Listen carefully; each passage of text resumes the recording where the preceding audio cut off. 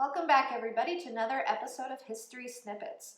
This week we're going to be talking about rosemary. Apart from being used medicinally, rosemary was also used cosmetically.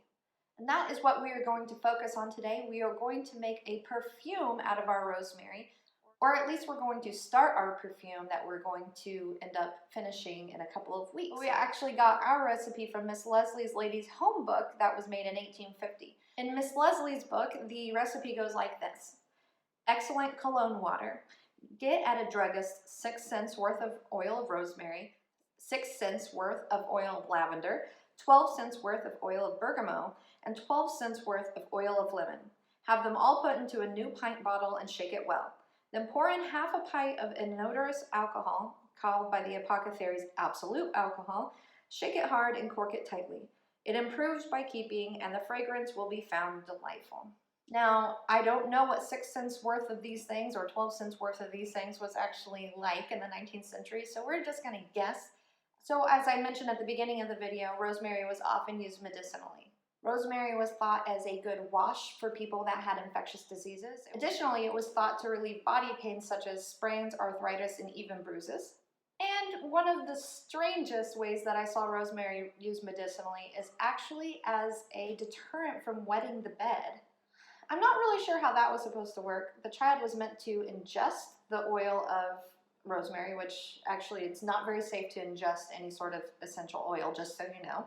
And finally, it was also thought to really stimulate the nervous system. So cosmetically, we are actually, using it for one of those uses right now. We are making our perfume, but there were also a number of cosmetic uses. Of course, you could use it as a oil for soap making, but also it was made into a pearl water for the face. And what pearl water actually did is it helped your complexion, but also removed your freckles. We're not going to do that one today because I'm pretty partial to my freckles. Okay, so what I'm doing right here, I've actually got all of my herbs in their little jars getting ready to make oil. We have rosemary, lavender, cloves, and cinnamon. I already have a lemon oil, so I don't have to do anything with that.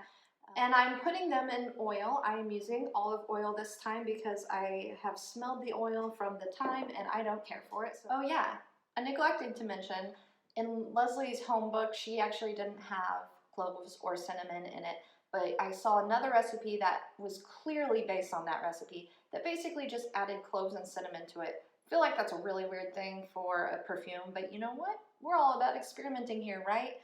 I'm going to put them in a cool, dark place for a couple of weeks and let them get all ready so that we can end up making our perfume. We are going to take all of our oils after we strain them all out, and then we are going to put them in the most pure alcohol that we can find.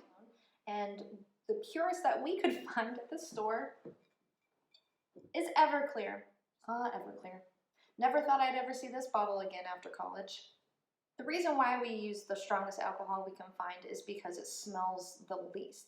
The word cologne actually comes from Cologne, Germany. Originally, cologne was a certain set of scents that came from Cologne, Germany, and the French called it eau de cologne, which is just water from cologne. All right, so we are all set up for this for next week, and that is all I have to tell you on rosemary. But before we go, as promised, here's my finished product of my thyme oil. It turned out pretty okay.